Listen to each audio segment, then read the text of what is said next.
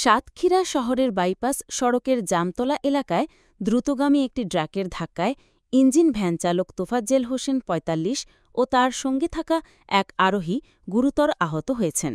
বৃহস্পতিবার দুপুর ১:৩০টার দিকে এই দুর্ঘটনা ঘটে। সাতক্ষীরা সদর থানার ভারপ্রাপ্ত কর্মকর্তা মোহাম্মদ শামিনুল হক বলেন, মেডিকেল কলেজমুখী একটি ট্রাক রেণুপোনা বহনকারী ইঞ্জিন ভ্যানটিকে ধাক্কা দিলে সেটি নিয়ন্ত্রণ হারিয়ে খাদে পড়ে যায়। স্থানীয়রা আহত দুজনকে উদ্ধার করে সাতক্ষীরা মেডিকেল কলেজ হাসপাতালে ভর্তি করেন। পুলিশ ঘটনাস্থল পরিদর্শন করে দুর্ঘটনায় জড়িত ট্রাকটি জব্দ করেছে, তবে চালক ও সহকারী পালিয়ে যাওয়ায় তাদের আটক করা সম্ভব হয়নি। স্থানীয় বাসিন্দাদের অভিযোগ, বাইপাস সড়কে অতিরিক্ত গতিতে ট্রাক চলাচল নিয়ন্ত্রণে প্রশাসনের তদারকি নেই। এ কারণে প্রায়ই দুর্ঘটনা ঘটছে।